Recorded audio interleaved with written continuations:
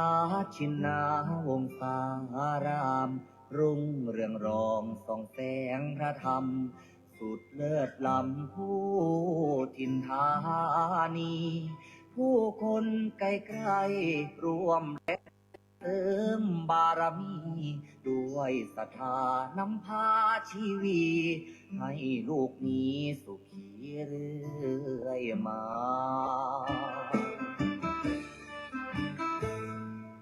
น้อมว่าองค์พระครูอภิรักษ์ชินวงศ์ท่านผู้คอยหนุนนำดำรงจิตจะลงพระศาสนาบุญบารมีศาสตร์ส่องสีปกป้องภาราสั่งสอนธรรมเหล่าปวงศรัทธาเทศนาพ้นวัฏฏะสงสา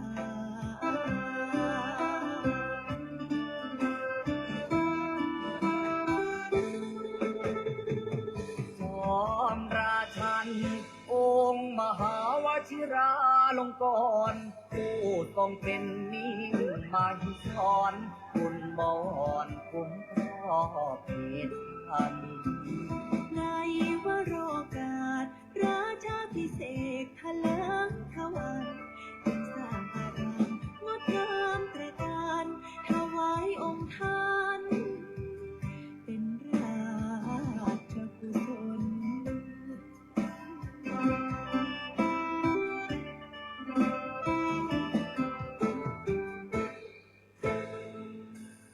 วัดป่าพุทธชินาวงศารามกงไกลไกลแส่สองเลือนามทั่วเขตขามต่างทายยินยนต์ศูนย์รวมจิตใจสุดเลื่อมใสในดวงกมลของศรัทธาเหล่าสาธุชนสุขเลิศล้นบ่มีใดปาน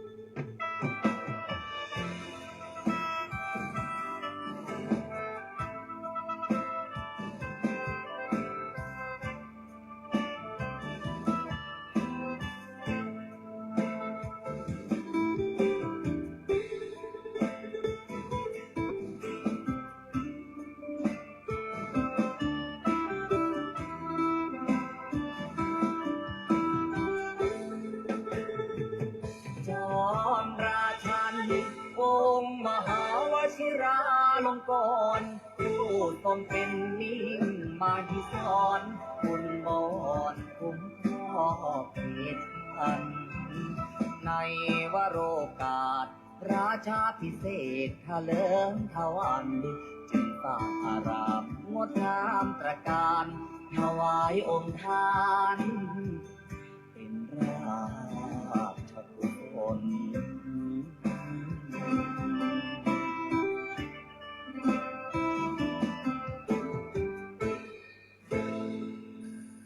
ถึงการอันมงคลของชนสังวรขอวันพาประนุษน้อมก่อนกราบวิงวอนอ้อนอธิษฐานพระบารมีรุ่งเรืองสีนั้นจงบันดาลสิ่งศักดิ์สิทธิ์ทั่วถิ่นสถานโปรดช่วยประทานโลกนั้นร่มเย็น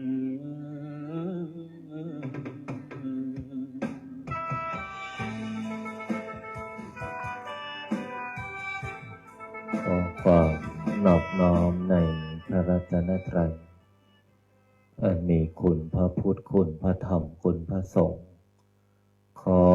ถวายความอาลัยในหลวงพ่อเจ้าพระคุณสมเด็จพระพุทธชินวงศ์องค์อดีตเจ้าวาดวัดพิชยญาติการามข ขอโอกาสและถวายความเคารพในพระมหาเถรานุเถระเพื่อนกัลยาณมิตรเพื่อนกัลยาณธรรมทุกรูปทุกท่านขอความสุขความสวัสดีจงบังเกิดมีแก่ญาติโยมญาติธรรมโลกหลานหม่นมหาจักรพรรดิทุกท่านทุกคนที่ได้มาพร้อมจิตตั้งใจในการสวดมนต์และก็ขออนุโมทนาเอาละต่อจากนี้ขอให้พวกเราพร้อมจิตตั้งใจสวดมนต์ในวันนี้ได้พร้อมเพรียงกันพุทธังชีวิตังเมปุเชมิธัมมังชีวิตังเมปุเชมิสังฆังชีวิตังเมปุเชมิพุทธังวันทามิธัมมังวันทามิสังฆังวันทามิคูปัชฌาอาจาริยคุณังวันทามิมาตาปิตุคุณังวันทามิภัตไตรสิกขาคุณังวันทามินะโมตัสสะภะคะวะโตอะระหะโตสัมมาสัมพุทธัสสะนะโมตัสสะภะคะวะโตอะระหะโตสัมมาสัมพุทธัสสะนะโมตัสสะภะคะวะโตอะระหะโตสัมมาสัมพุทธัสสะพุทธังสรณังคัจฉามิธัมมังสรณังคัจฉามิสังฆังสรณังคัจฉามิทุติยัมปิพุทธังสรณังคัจฉามิทุติยัมปิธัมมังสรณังคัจฉามิทุติยัมปิสังฆังสรณังคัจฉามิตติยัมปิพุทธังสรณังคัจฉามิตติยัมปิธัมมังสรณังคัจฉามิตติยัมปิสังฆังสรณังคัจฉามิปานาติปาตาเว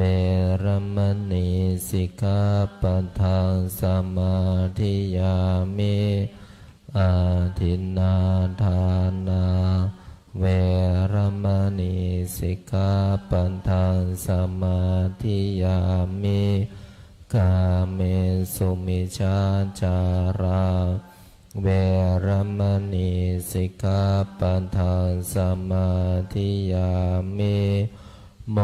สาวาทาเวรมณีสิกขาปัฏฐานสมาธิยามิสุราเมรยามัชฌาปมาทฐานาเวรมณีสิกขาปัฏฐานสมาธิยามิอิมานิปัญจสิกขาปัฏฐานิสมาธิยามิอิมานิปัญจสิกขาปัฏฐานิสมาธิยามิอิมานิปัญจสิกขาปัฏฐานิสมาธิยามิสีเลนะสุขติงยันติสีเลนะโภคสัมปทาสีเรนะนิพุติงยันติตัสมามิโสทะเย นะโมตัสสะภะคะวะโตอะระหะโตสัมมาสัมพุทธัสสะนะโมตัสสะภะคะวะโตอะระหะโตสัมมาสัมพุทธัสสะนะโมตัสสะภะคะวะโตอะระหะโตสัมมาสัมพุทธัสสะพุทธังอาราธนานังกโรมิธัมมังอาราธนานังกโรมิสังฆังอาราธนานังกโรมินะโมโพธิสัตโตอาคันติมายาอิติภควานะโมโพธิสัตโตอาคันติมายาอิติภควานะโมโพธิสัตโตอาคันติมายาอิติภควานะโมโพธิสัตโตพรหมปัญโยนะโมโพธิสัตโตพรหมปัญโยนะโมโพธิสัตโตพรหมปัญโยโยโทโสโมหะจิตเตนาภูนทัสสมิงปาปะกะโตมายากามะทะเมกะตังโทสังสัพพะปะปังวินาสันโตโยโทโสโมหะจิตเตนาธัมมะสมิงปาปะกะโตมายากามะทะเมกะตังโทสังสัพพะปะปังวินาสันโตโยโทโสโมหะจิตเตกัสสมิงปาปะกะโตมายากามะทะเมกะตังโทสังสัพพะปะปังวินาสันโตนะโมตัสสะภะคะวะโตอะระหะโตสัมมาสัมพุทธัสสะนะโมตัสสะภะคะวะโตอะระหะโตสัมมาสัมพุทธัสสะนะโมตัสสะภะคะวะโตอะระหะโตสัมมาสัมพุทธัสสะนะโมพุทธายะพระพุทธไตรรัตนญาณมณีโนภาลันสิสหัสสสุธรรมาพุทโธธรรมโมสังโฆยะถาพุทโมนาพุทธบูชาธรรมบูชาสังฆบูชาอาคิทานังวารังคันทังสิวารินจมหาเทลังอาหังวันทามิทุระโตอาหังวันทามิธาตุโยอาหังวันทามิสัพพะโตพุทธานธรรมสังฆปุญเชมินะโมพุทธายะพระพุทธไตรรัตนญาณมณีโนภาลันสิสหัสสสุธรรมาพุทโธธรรมโมสังโฆยะถาพุทโมนาพุทธบูชาธรรมบูชาสังฆบูชาอาคิทานังวารังคันทังสิวาริจมหาเทลังอาหังวันทามิทุระโตอาหังวันทามิธาตุโยอาหังวันทามิสัพพะโตพุ พุทธาธัมมาสังฆาปุญเชมินะโมพุทธายะพระพุทธไตรรัตนญาณมานีโนปรัตสิสหัสสะสุธรรมาพุทโธธัมโมสังโฆญาณถาพุทโมนาพุทธาบูชาธัมมาบูชาสังฆาบูชาอาคิทานังวะรังคันทังสิวารีจมหาเถลังอาหังวันทามิธุระโตอาหังวันทามิธาตุโยอาหังวันทามิสัพพโสพุทธาธัมมาสังฆาปุญเชมินะโมพุทธายะพระพุทธไตรรัตนญาณมานีโนปลัสสิสหัสสะสุธรรมาพุทโธธัมโมสังโฆญาถาพุทโมนาพุทธาบูชาธัมมาบูชาสังฆาบูชา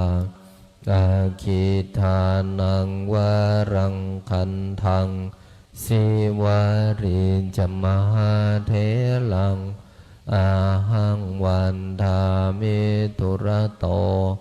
อาหังวันทามิธาตุโยอาหังวันทามิสัพพโสพุทธาธัมมาสังฆาปุญเชมินะโมพุทธายะพระพุทธไตรรัตนญาณมานีโนปรัตสิสหัสสะสุธรรมาพุทโธธัมโมสังโฆญาณถาพุทโมนา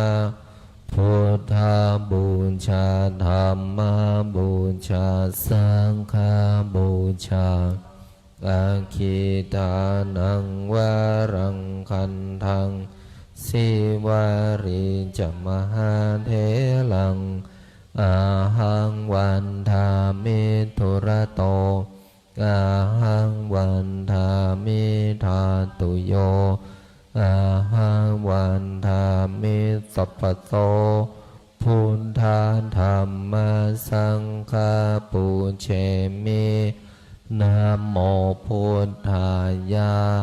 พระพุทธไตรรัตนญาณมานีโนปลัสสิสหัสสะสุธรรมาพุทโธธัมโมสังโฆญาถาพุทโมนาพุทธาบูชาธัมมาบูชาสังฆาบูชาอาคิทานังวะรังคันทังสิวาริจมหาเถลังอาหังวันทามิธุระโตอาหังวันทามิธาตุโยอาหังวันทามิสัพพโสพุทธาธัมมาสังฆาปุญเชมินะโมพุทธายะพระพุทธไตรรัตนญาณมานีโนปลัสสิสหัสสะสุธรรมาพุทโธธัมโมสังโฆญาถาพุทโมนาพุทธาบูชาธัมมาบูชาสังฆาบูชาอาคิทานังวะรังคันทังสิวาริจมหาเถลังอาหังวันทามิธุระโตอาหังวันทามิธาตุโยอาหังวันทามิสัพพโส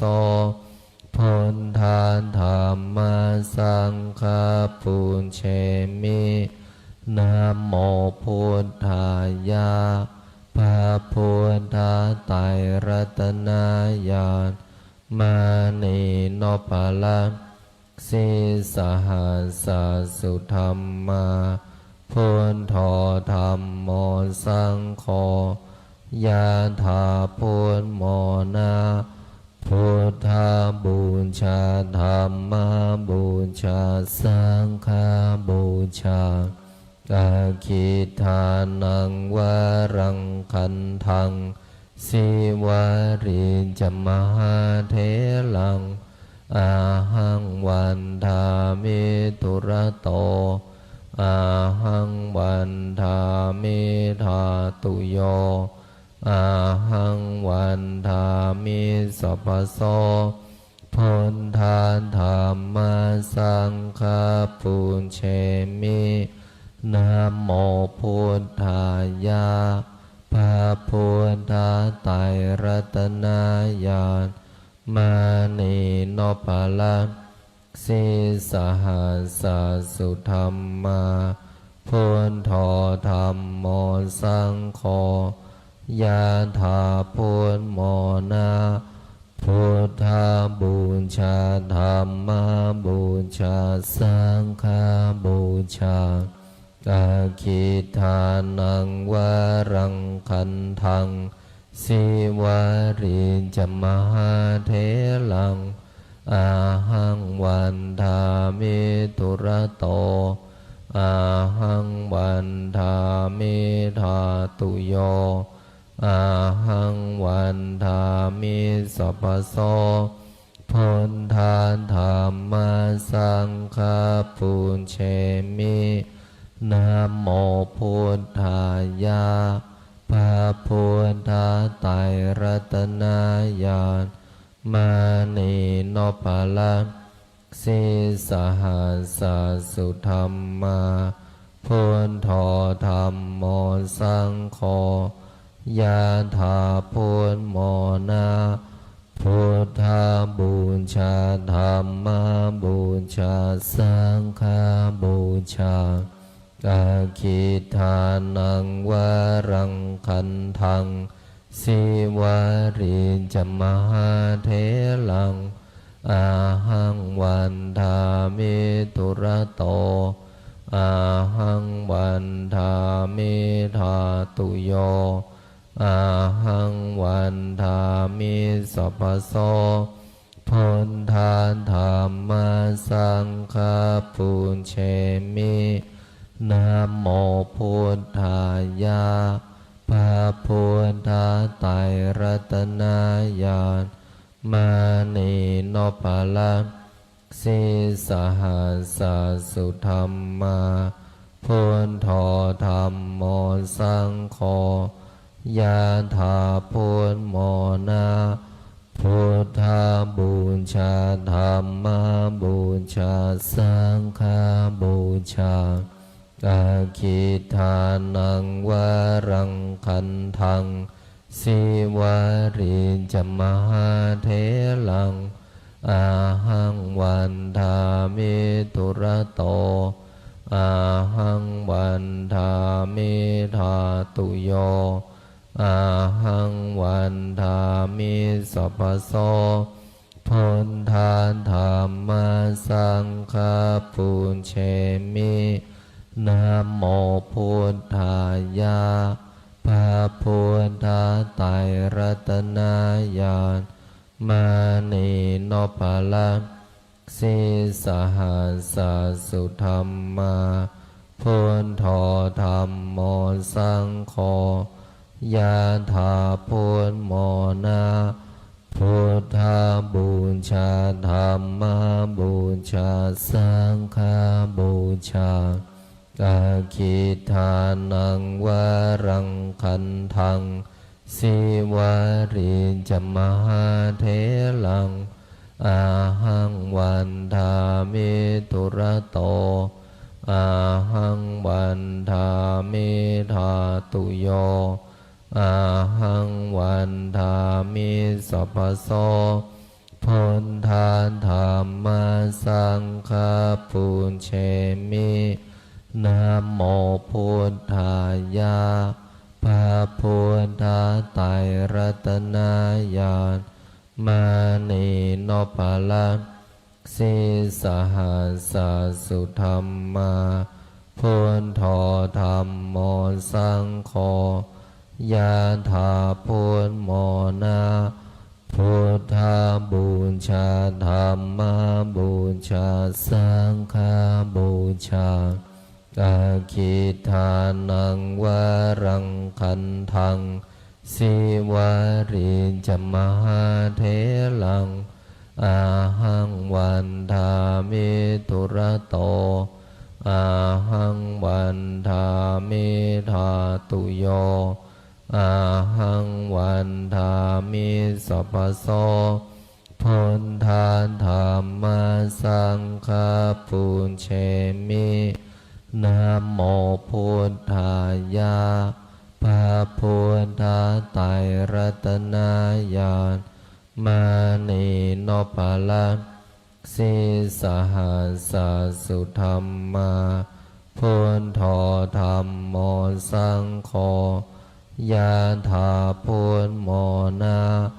พุทธาบูชาธัมมาบูชาสังฆาบูชาอาคิทานังวารังคันทังสิวาริจมหาเถลังอาหังวันทามิตุระโต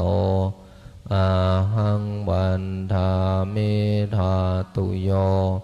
อาหังวันทามิสัพพโสพุทธาธัมมาสังฆาปุญเชมินะโมพุทธายะพระพุทธไตรรัตนมานีโนภลังสิสหัสสุธรรมาพุทโธธัมโม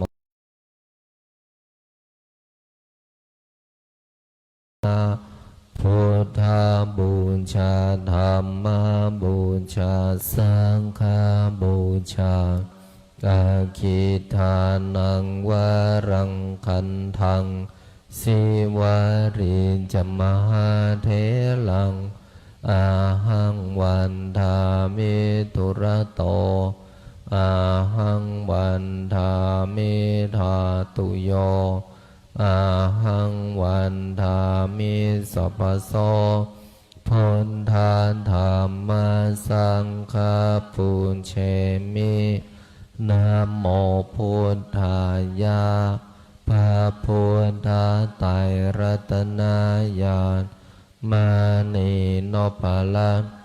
สิสหัสสุธรรมาพุทโธธัมโมสังโฆยะถาพุทโมนะพุทธาบูชาธัมมาบูชาสังฆาบูชาอาคิทานังวารังคันทังสิวาริจมหาเถลังอาหังวันทามิตุระโตอาหังวันทามิธาตุโยอาหังวันทามิสัพพโสพุทธาธัมมาสังฆาปุญเชมินะโมพุทธายะพระพุทธไตรรัตนญาณมานีโนภลังสิสหัสสุธรรมาพุทโธธัมโมสังโฆยะถาพุทโมนะพุทธาบูชาธัมมาบูชาสังฆาบูชาอาคิทานังวารังคันทังสิวาริจมหาเถลังอาหังวันทามิตุระโตอาหังวันทามิธาตุโยอาหังวันทามิสัพพโส พุทธาธัมมาสังฆาปุญเชมินะโมพุทธายะพระพุทธไตรรัตนญาณมานีโนภลังสิสหัสสุธรรมาพุทโธธัมโมสังโฆ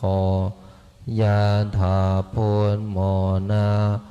พุทธาบูชาธัมมาบูชาสังฆาบูชาอาคิทานังวารังคันทังสิวาริจมหาเถลัง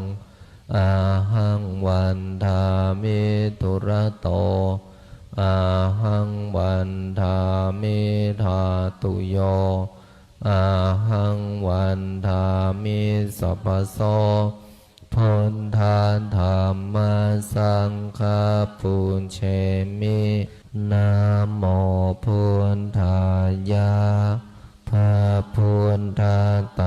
รัตนญาณมานีโนภลังสิสหัสสุธรรมาพุทโธธัมโมสังโฆยะถาพุทโมนาพุทธาบูชาธัมมาบูชาสังฆาบูชาอาคิทานังวารังคันทังสิวาริจมหาเถลังอาหังวันทามิทุระโตอาหังวันทามิธาตุโยอาหังวันทามิสัพพโสพุทธาธัมมาสังฆาปุญเชมินะโมพุทธายะพระพุทธไตรรัตนญาณมานีโนภลังสิสหัสสุธรรมาพุทโธธัมโมสังโฆยะถาพุทโมนา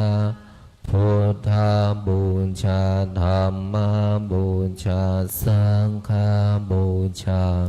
อาคิทานังวารังคันทังสิวาริจมหาเถลังอาหังวันทามิทุระโตอาหังวันทามิธาตุโยอาหังวันทามิสัพพโสพุทธาธัมมาสังฆาปุญเชมินะโมพุทธายะพระพุทธไตรรัตนญาณมานีโนภลังสิสหัสสุธรรมาพุทโธธัมโมสังโฆ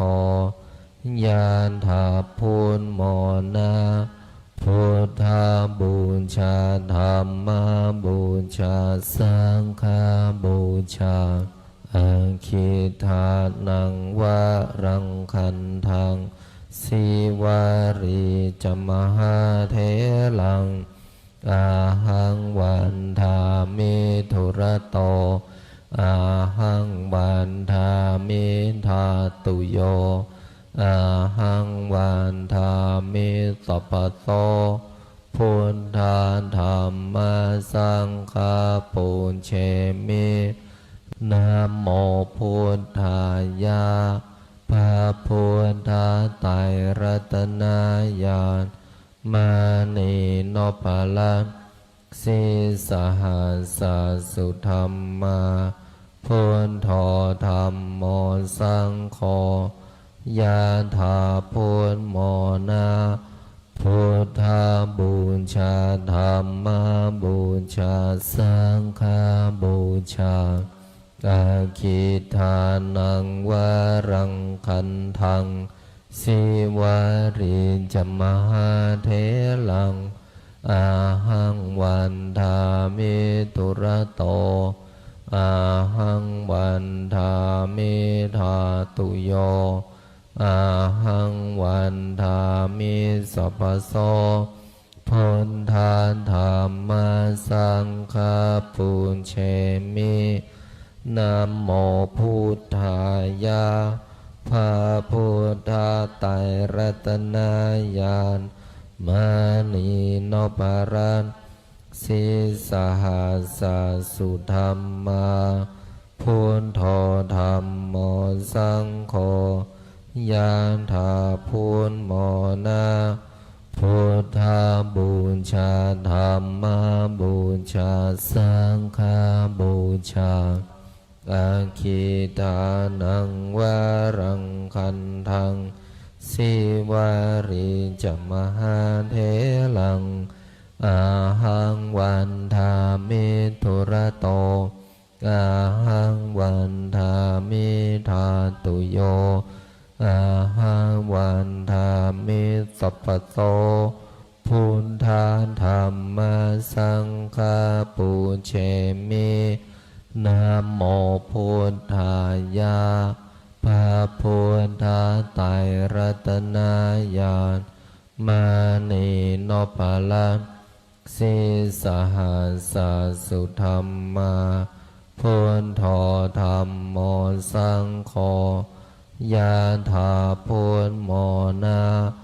พุทธาบูชาธรรมบูชาสังฆบูชาอาคิทานังวารังคันทังสิวาริจมหาเถลังอาหังวันทามิทุระโตอาหังวันทามิธาตุโยอาหังวันทามิสัพพโสพุทธาธรรมสังฆปูเชมินะโมพุทธายะพระพุทธไตรรัตนญาณมานีโนปาลันสิสหัสสสุธรรมาพุทโธธรรมโมสังโฆยะถาพุทโมนาพุทธาบูชาธรรมบูชาสังฆบูชาอาคิทานังวารังคันทังสิวาริจมหาเถลังอาหังวันทามิทุระโตอาหังวันทามิธาตุโยอาหังวันทามิสัพพโสพุทธาธรรมสังฆปูเชมินะโมพุทธายะพระพุทธไตรรัตนญาณมานีโนปาลันสิสหัสสสุธรรมาพุทโธธรรมโมสังโฆยะถาพุทโมนาพุทธาบูชาธรรมบูชาสังฆบูชาอาคิทานังวารังคันทังสิวาริจมหาเถลังอาหังวันทามิทุระโตอาหังวันทามิธาตุโยอาหังวันทามิสัพพโสพุทธาธรรมสังฆปูเชมินะโมพุทธายะพระพุทธไตรรัตนญาณมานีโนปาลันสิสหัสสสุธรรมาพุทโธธรรมโมสังโฆยะถาพุทโมนาพุทธาบูชาธรรมบูชาสังฆบูชาอาคิทานังวารังคันทังสิวาริจมหาเถลังอาหังวันทามิทุระโตอาหังวันทามิธาตุโยอาหังวันทามิสัพพโสพุทธาธรรมสังฆปูเชมิ นะโมพุทธายะพระพุทธไตรรัตนญาณมานีโนปลัสสิสหัสสุธรรมาพุทโธธรรมโมสังโฆยะถาพุทโมนะพุทธบูชาธรรมบูชาสังฆบูชาอาคิทานังวรังคันทังสิวาริจมหาเถลังอาหังวันทามิตุระโตอาหังวันทามิธาตุโยอาหังวันทามิสัพพโสพุทธาธรรมสังฆปุญเชมินะโมพุทธายะพระพุทธไตรรัตนญาณมานีโนปลัสสิสหัสสุธรรมาพุทโธธรรมโมสังโฆยะถาพุทโมนะพุทธบูชาธรรมบูชาสังฆบูชาอาคิทานังวรังคันทังสิวาริจมหาเถลังอาหังวันทามิตุระโตอาหังวันทามิธาตุโยอาหังวันทามิสัพพโสพุทธาธรรมสังฆปุญเชมินะโมพุทธายะพระพุทธไตรรัตนญาณมานีโนปลัสสิสหัสสุธรรมาพุทโธธรรมโมสังโฆยะถาพุทโมนะพุทธบูชาธรรมบูชาสังฆบูชาอาคิทานังวรังคันทังสิวาริจมหาเถลังอาหังวันทามิตุระโตอาหังวันทามิธาตุโยอาหังวันทามิสัพพโสพุทธาธรรมสังฆปุญเชมินะโมพุทธายะพระพุทธไตรรัตนญาณมานีโนปลัสสิสหัสสุธรรมาพุทโธธรรมโมสังโฆยะถาพุทโมนะพุทธบูชาธรรมบูชาสังฆบูชาอาคิทานังวรังคันทังสิวาริจมหาเถลังอาหังวันทามิตุระโตอาหังวันทามิธาตุโยอาหังวันทามิสัพพโสพุทธาธรรมสังฆปุญเชมินะโมพุทธายะพระพุทธไตรรัตนญาณมานีโนปลัสสิสหัสสุธรรมาพุทโธธรรมโมสังโฆยะถาพุทโมนะพุทธบูชาธรรมบูชาสังฆบูชาอาคิทานังวรังคันทังสิวาริจมหาเถลังอาหังวันทามิตุระโตอาหังวันทามิธาตุโยอาหังวันทามิสัพพโสพุทธาธรรมสังฆปุญเชมิ นะโมพุทธายะพระพุทธไตรรัตนญาณมานีโนปะละสิสหัสสุธรรมาพุทโธธรรมโมสังโฆยะถาพุทโมนาพุทธาบูชาธรรม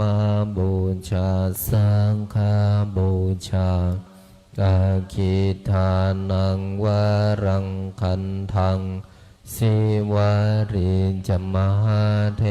ลังอาหังวันทามิตุระโตอาหังวันทามิธาตุโยอาหังวันทามิสัพพโสพุทธาธรรมสังฆปุญเชมินะโมพุทธายะพระพุทธไตรรัตนญาณมานีโนปะละสิสหัสสุธรรมาพุทโธธรรมโมสังโฆยะถาพุทโมนาพุทธาบูชาธรรมบูชาสังฆบูชาอาคิทานังวรังคันทังสิวาริจมหาเถลังอาหังวันทามิตุระโตอาหังวันทามิธาตุโยอาหังวันทามิสัพพโสพุทธาธรรมสังฆปุญเชมินะโมพุทธายะพระพุทธไตรรัตนญาณมานีโนปะละสิสหัสสุธรรมาพุทโธธรรมโมสังโฆยะถาพุทโมนาพุทธาบูชาธรรมบูชาสังฆบูชาอาคิทานังวรังคันทังสิวาริจมหาเถลังอาหังวันทามิตุระโตอาหังวันทามิธาตุโยอาหังวันทามิสัพพโสพุทธาธรรมสังฆปุญเชมินะโมพุทธายะพระพุทธไตรรัตนญาณมานีโนปะละสิสหัสสุธรรมาพุทโธธรรมโมสังโฆยะถาพุทโมนาพุทธาบูชาธรรมบูชาสังฆบูชาอาคิทานังวรังคันทังสิวาริจมหาเถลังอาหังวันทามิตุระโตอาหังวันทามิธาตุโยอาหังวันทามิสัพพโสพุทธาธรรมสังฆปุญเชมินะโมพุทธายะพระพุทธไตรรัตนญาณมานีโนปะละสิสหัสสุธรรมาพุทโธธรรมโมสังโฆยะถาพุทโมนาพุทธาบูชาธรรมบูชาสังฆบูชาอาคิทานังวรังคันทังสิวาริจมหาเถลังอาหังวันทามิตุระโตอาหังวันทามิธาตุโยอาหังวันทามิสัพพโสพุทธาธรรมสังฆปุญเชมิ นะโมพุทธายะพระพุทธไตรรัตนญาณมณีนพรัตน์สิสหัสสะสุธรรมาพุทโธธัมโมสังโฆยานถาพุทโมนาพุทธาบูชาธัมมาบูชาสังฆาบูชาอาคิทานังวะรังคันทังสิวารีจมหาเถลังอาหังวันทามิธุระโตอาหังวันทามิทาตุโยอาหังวันทามิสัพพโสพุทธาธัมมาสังฆาปุญเชมินะโมพุทธายะพระพุทธไตรรัตนญาณมณีนพรัตน์สิสหัสสะสุธรรมาพุทโธธัมโมสังโฆยานถาพุทโมนาพุทธาบูชาธัมมาบูชาสังฆาบูชาอาคิทานังวะรังคันทังสิวารีจมหาเถลังอาหังวันทามิธุระโตอาหังวันทามิทาตุโยอาหังวันทามิสัพพโสพุทธาธัมมาสังฆาปุญเชมินะโมพุทธายะพระพุทธไตรรัตนญาณมณีนพรัตน์สิสหัสสะสุธรรมาพุทโธธัมโมสังโฆยะถาพุทโมนา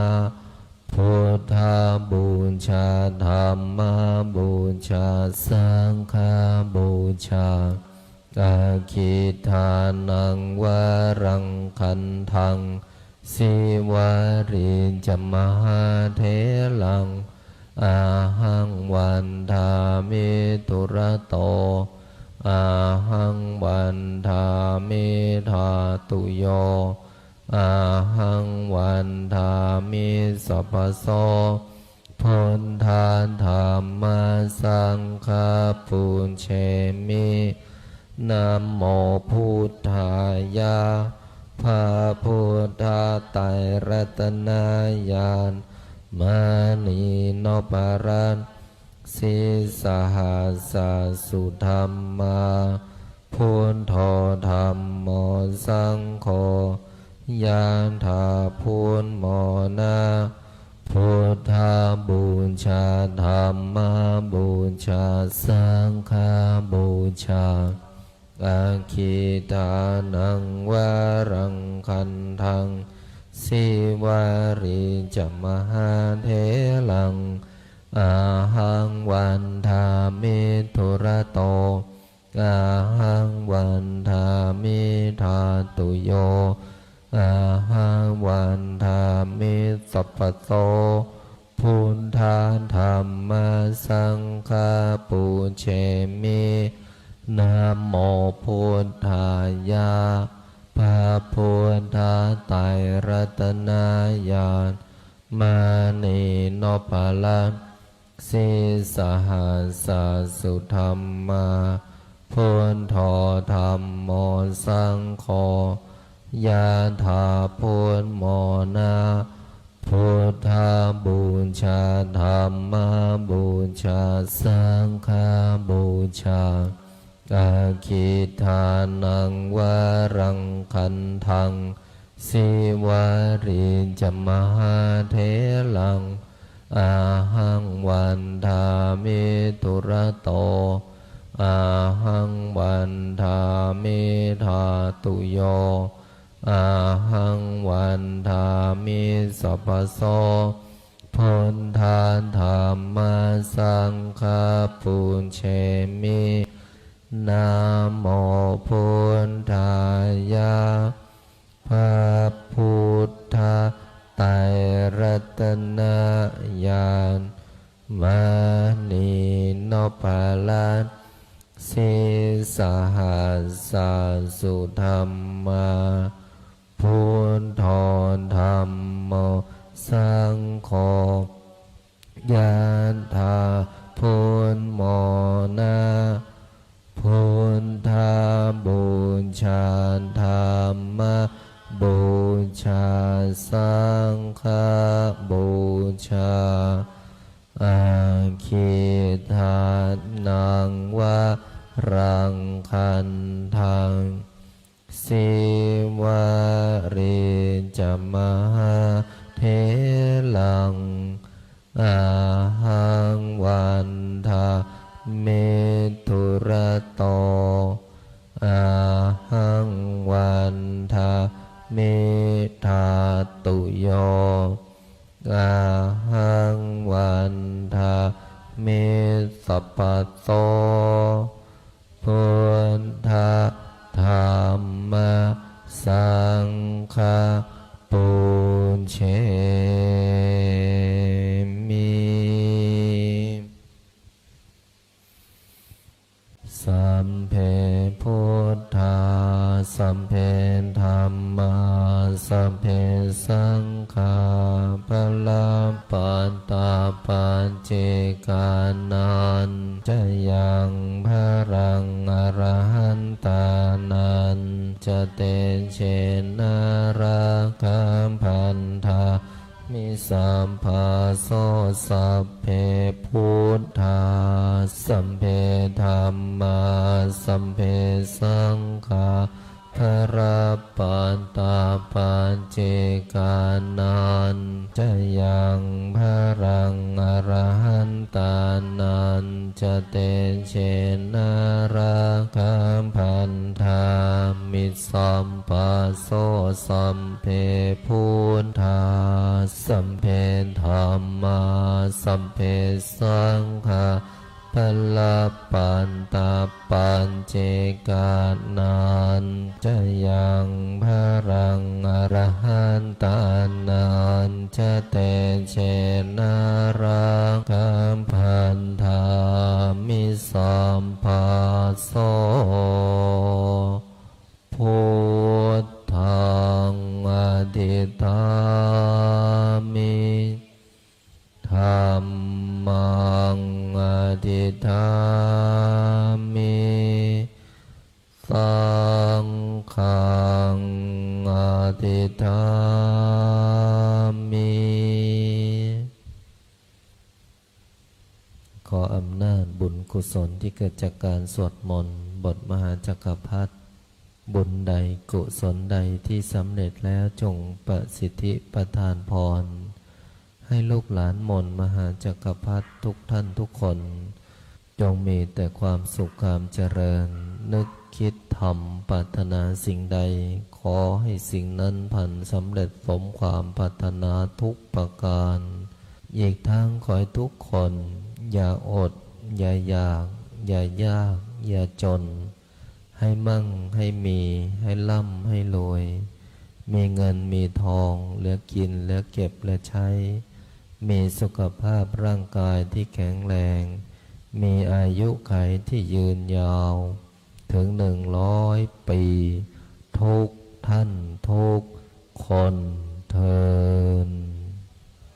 ขออนุโมทนากราบลาพระรัตนตรัยได้พร้อมเพียงกัน